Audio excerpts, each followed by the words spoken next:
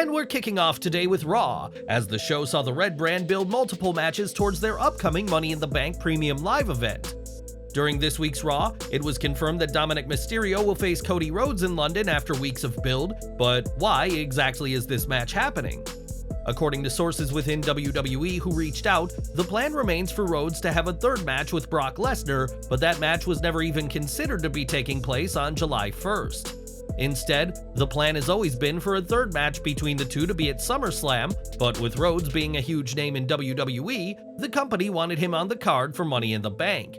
From there, it was decided that since Rhodes gets a thunderous babyface ovation each week, it only makes sense that he should go against one of the most loathed heels, hence Dominik's involvement. Prior to facing Dominik though, Rhodes faced The Miz on this week's Raw, and during the match, there was a botch that left Cody cut open on the back of his head.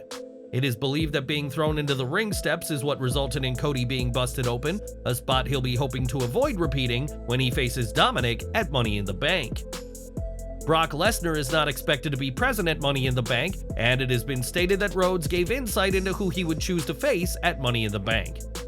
As for the Lesnar-Rhodes match, it has been noted that this bout will feature a stipulation fans haven't seen in some time, with a bull rope match reportedly being considered. Rhodes has been one of WWE's most prominent stars since returning, and while he'll soon get his rematch with Brock Lesnar, he'll have to go through Dominik Mysterio first at Money in the Bank. It was on last week's SmackDown that Asuka was presented with the Women's Universal Championship, replacing the Raw Women's title that the Blue Brand Superstar had been holding. Given that this change was made to fix the situation with the Raw and SmackDown Women's titles, fans expected another title reveal on this week's Raw, and that's exactly what happened. Adam Pearce was on Raw to crown Rhea Ripley the new Women's World Champion, with a title similar to the gold Seth Rollins is currently in possession of. When Dominik Mysterio tried to speak about his mommy's achievement, he was quickly drowned out by a sea of boos, and this is when Cody Rhodes came out to confront him. This marks the end of the near 7 years of the SmackDown Women's title, which has been held by the likes of Charlotte Flair, Ronda Rousey, Asuka, Natalya, and others, and now Rhea Ripley is ready to make history as the first WWE Women's World Champion. When Vince McMahon returned to WWE in January, he said he was simply back to oversee a sale, but the truth is that he's done much more than that. McMahon has made changes to several weeks of WWE programming and has even attended some episodes of Monday Night Raw, and this week's show proved to be more of the same from the boss. BWE, a proven WWE insider source, gave a lowdown on the changes to this week's Raw, saying that the big man cut a segment with JD McDonough, which will air at a later date. McMahon also revised a segment from Seth Rollins, and that segment ultimately saw the World Heavyweight Champion accept a challenge from Finn Balor for Money in the Bank. BWE added that there were no big or chaotic changes this week, as the chairman has learned his lesson from the woeful response to the many changes made to the post-WrestleMania 39 Raw. While there were no big changes, there was a last-minute change, as BWE added that the match between Chad Gable and Eric was cut short and that it was a last-second decision. Triple H is still WWE's chief content officer, but his father-in-law has the power to overrule anything the game books, as the 77-year-old billionaire is firmly in charge of his company once again.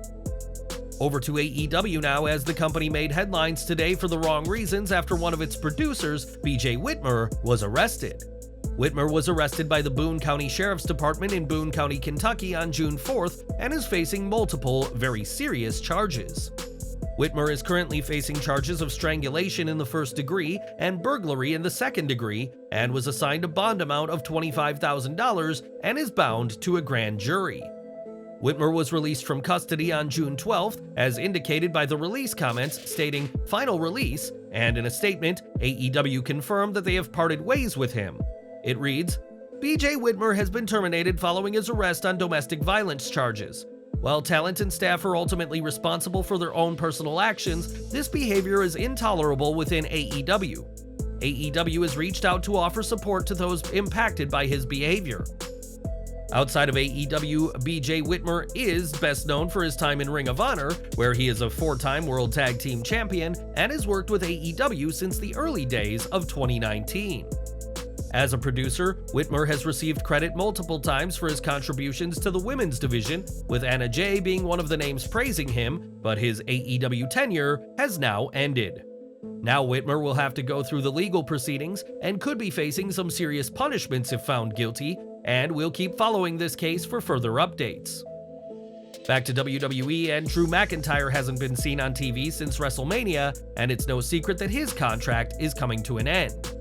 McIntyre's contract will expire in early 2024, but WWE is eager to have him back on TV far long before we get close to that time window. PW Insider reports that the big crux of the negotiations between WWE and McIntyre is how he will be used from a storyline perspective going forward, as he wants his angles to matter.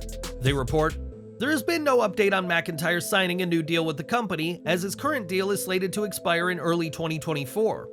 We are told that a big crux of the current conversation between the two sides are how McIntyre will be used from a storyline perspective, particularly how meaningful the storyline will be. The belief is that with less than a year left on his deal, McIntyre doesn't want to be aimlessly floating when he has already proven during the pandemic how important he can be to the overall company, not just as an in-ring competitor, but as an overall ambassador to the brand." The report adds that until an agreement can be reached about his creative direction, McIntyre won't be used, but WWE is eager to have him back on TV within a matter of weeks. With Money in the Bank 2023 taking place in London, WWE wants Drew back in time for that show, as he is seen as one of WWE's top European stars and was well received at WWE Clash at the Castle last September. While there have been pitches made at McIntyre, none of them have been approved, and it's reported that he hasn't been backstage since WrestleMania 39 and was drafted to Raw weeks later. Drew McIntyre returned to WWE in 2017 after proving himself outside the company, and do you want to see the Scottish Warrior re-sign, or would he do better in a different promotion? It was back at WrestleMania 39 Night 1 that Kevin Owens and Sami Zayn captured the undisputed WWE Tag Team titles in an emotional moment for the two real-life best friends. For this week's Raw, the pair were set to face Gunther and Ludwig Kaiser, and during a backstage segment, the match was made into a tag team title match. With gold on the line, Imperium used several heel tactics to gain the advantage, and possibly would have won if not for the appearance of Matt Riddle. It was thanks to Riddle that Owens was able to hit Gunther with a DDT on the ramp, taking him out, and in the ring, Zayn dropped Kaiser with a Blue Thunder Bomb for the win. With Owens and Zayn retaining against Imperium, it'll be interesting to see who they face next, and it seems that Imperium is far from finished with the original Bro. More from Raw now, as the Judgment Day had a busy time during this week's show, with Finn Balor, Dominik Mysterio, and Damian Priest all securing matches for Money in the Bank. Clearly, the faction is on an upward trajectory, with the possibility of the faction holding the World Heavyweight title and the men's Money in the Bank briefcase after London, but that's not all for them. By the looks of it, it seems that soon the Judgment Day might have a new member in their faction soon enough, and that would be a recent call-up from NXT to Raw, JD McDonough. On this week's show, McDonough was seen interacting with Balor, and the Irish Ace highlighted the tensions between Balor and Priest, as we saw on last week's episode of Raw. Considering the tensions between Priest and Balor, it wouldn't be a surprise to see McDonough join the faction in what would be a major push for McDonough on the main roster.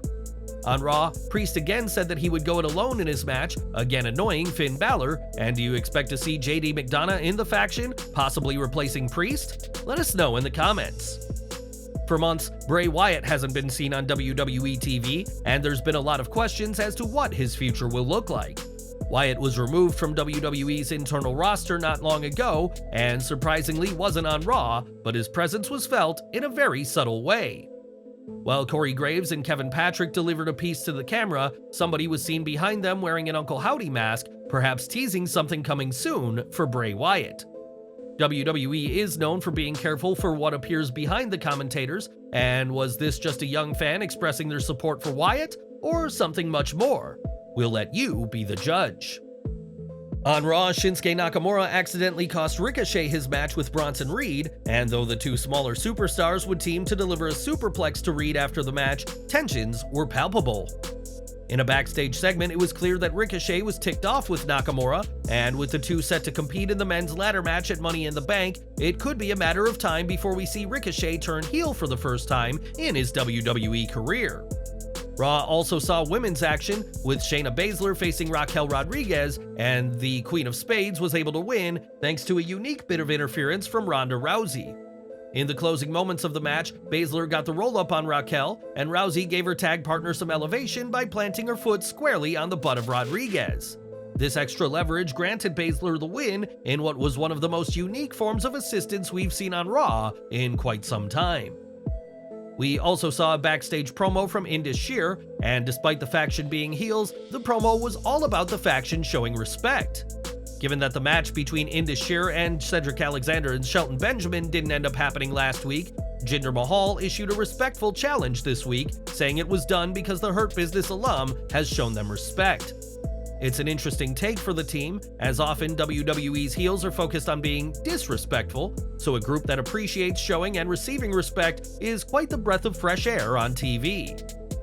In May, the first season of the new XFL finished, and the league, now owned by Dwayne Johnson, was a serious money loser for the Brahma Bull. As a report from Forbes revealed, the league is expected to have lost $60 million in its first season, in the latest setback for the People's Champion. This news comes after Black Adam underperformed at the box office and NBC's Young Rock was cancelled, but Johnson isn't all too worried about what has happened with the XFL.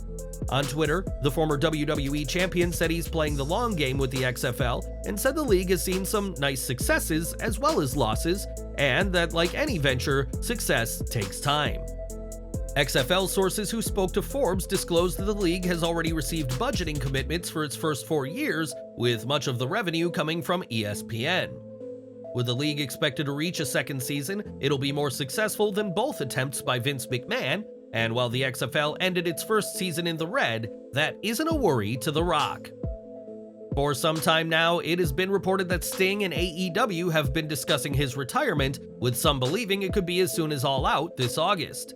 Sting has faced some of the biggest names in wrestling, and the end of his career should be a monumental event, but don't expect to see the icon share the ring with Y2J. During a 2022 episode of the AEW Unrestricted podcast, Chris Jericho pointed out how he and Sting have never faced off in the ring, and at the time, he said that a match has to happen at some point. On Twitter this week, though, Jericho responded to a fan's tweet in which they said there's hopefully still time for a match with the icon, and Chris said it'll never happen. Jericho went so far as to say that he's not interested in facing Sting, but given that the icon is, well, an icon, we're not sure how much we believe Jericho in this case.